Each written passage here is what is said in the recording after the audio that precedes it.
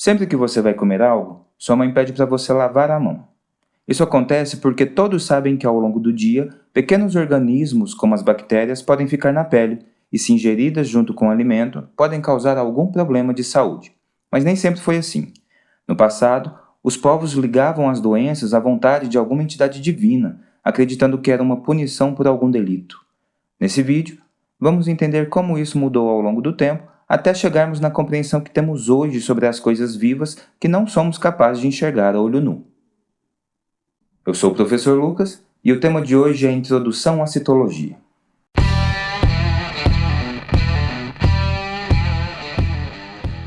Hipócrates de Cós foi um médico grego que viveu lá por volta de 650 a.C., em uma época em que as pessoas ainda explicavam as coisas que aconteciam na natureza com base em crenças religiosas. Contudo, Hipócrates, juntamente com mais alguns médicos e filósofos de sua época, defendia que as doenças eram causadas por fatores presentes no ambiente e que não tinha nada de sobrenatural nisso.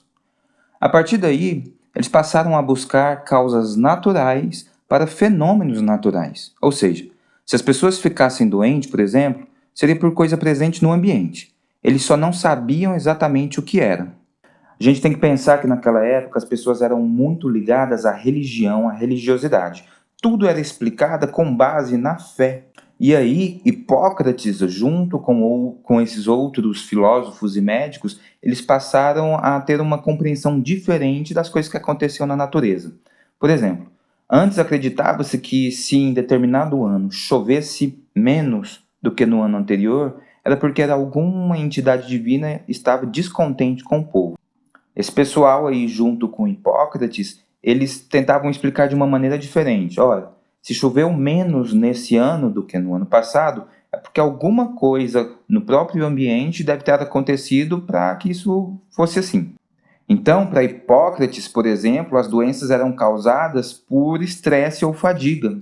Tanto é que ele recomendava como tratamento descanso, alimentação saudável, banhos relaxantes nos rios e coisas desse tipo. Mas a questão é, chegamos em um ponto em que não era mais possível explicar tudo com base simplesmente na religião ou na fé. Era preciso encontrar explicações naturais. Desde os tempos de Aristóteles, que viveu aí mais ou menos em 380 a.C., os estudiosos da natureza, que também eram os filósofos, já conheciam o que eles chamavam de animáculos. Eles chamavam de animáculos pequenos organismos que vivem na água, nas margens de lagos, rios, córregos, essas coisas. Esses organismos são muito difíceis de serem vistos a olho nu. E por isso eles foram chamados de animáculos, que significa animais muito pequenos. Vamos entender o seguinte.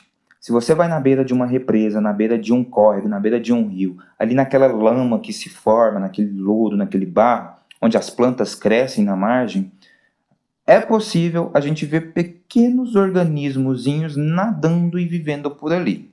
No passado, as pessoas achavam que aquilo eram animais muito pequenos, porque se moviam, se alimentavam e interagiam com aquele ambiente. Faz sentido. Mas não é bem assim. Na época, não se tinha muito conhecimento sobre esses pequenos organismos. Nesse período, tinha um questionamento muito comum entre essas pessoas que estudavam a natureza.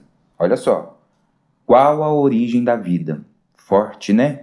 Para muitos daqueles estudiosos, a partir das observações desses pequenos organismos, eles acreditavam que a vida surgia naturalmente da matéria inanimada, ou seja, da matéria sem vida. Isso até que faz um pouco de sentido. Se de repente eu chego lá na beira do lago e vejo que só tem lama e lodo, e aí eu cavuco um pouquinho ali e tem um monte de bichinhozinho, o que eu posso entender? Olha que aqueles bichinhos surgiram ali. E também quando um animal morre na natureza e ele fica exposto durante muito tempo ali no ambiente, começam a sair dele um monte de vermezinhos, de larvas bem pequenininhas, que as pessoas acreditavam que surgiam naturalmente na carne podre. Essa crença de que a vida e os seres vivos podem surgir naturalmente ficou conhecida como geração espontânea, ou seja, os seres vivos podem surgir espontaneamente a partir da matéria inanimada.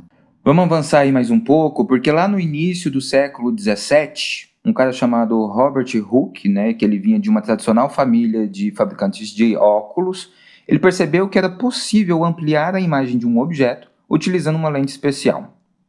Assim ele pegou uma camada bem fina de cortiça, que é aquela parte morta da madeira usada para fazer rolhas de garrafa. E aí ele observou com a lente dele pequenos buraquinhos naquela amostra. Ele percebeu que esses buraquinhos eram vazios e por isso ele chamou aquilo de células, né? Porque vem aí de célula é um lugar vazio, enfim. Anos mais tarde, lá em 1673, um cientista chamado Anton Leeuwenhoek melhorou essas lentes e conseguiu aumentar a capacidade de aproximação delas. Com isso, ele conseguiu observar coisas dentro de pequenas gotas de água. Pensa só, o cara ele já sabia da invenção do Robert Hooke, e aí ele pega isso e vai melhorar, ou seja, ele vai melhorar essa lente, ele vai melhorar essa máquina de ampliar. E aí ele consegue então criar o primeiro microscópio, né? Afinal de contas, o que é um microscópio? Se não, um aparelho que amplia a imagem de um determinado objeto. O microscópio dele era bem simples, era constituído por uma lente que apontava para uma pequena gota de água na ponta de uma agulha. Ele conseguiu enxergar pequenos organismos vivos dentro dessas gotas de água. Então ele percebeu que existia um monte de organismos que a gente não conseguia ver a olho nu, sem a ajuda de um microscópio. Então ele começou a fazer um monte de registros, um monte de desenhos, um monte de descrições e a enviar para as sociedades científicas da época. Ele descreveu, por exemplo, bactérias que a gente conhece hoje, descreveu protozoários. Calma, a gente ainda vai entender o que são bactérias, o que são protozoários e outras coisas.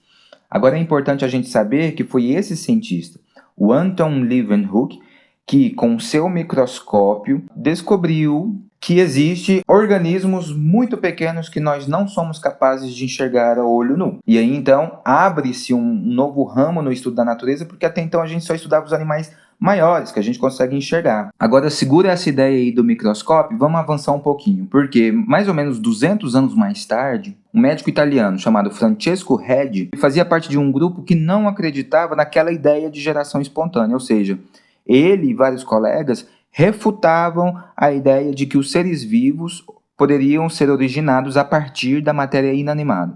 Para ele era um absurdo que algo tão complexo como a vida pudesse surgir do lodo ou da lama, mesmo que fossem esses pequenos animáculos. E aí, para tentar comprovar sua crença, esse médico ele executou alguns experimentos. Francesco Redi, então, para tentar refutar a ideia de geração espontânea, ele fez alguns experimentos. E o mais famoso desses experimentos é até algo bem simples. Naquela época as pessoas acreditavam que se a gente deixasse carne apodrecendo no ambiente, poderia surgir ali naturalmente pequenas larvas. Aí o Francesco Redi pegou alguns recipientes, em todos eles ele colocou carne crua. Algum desses recipientes ele deixou aberto, e algum desses recipientes ele fechou a tampa. Depois de algum tempo, ele percebeu que nos recipientes que ficaram abertos, encheu de larvas. E essas larvas se transformaram em moscas depois.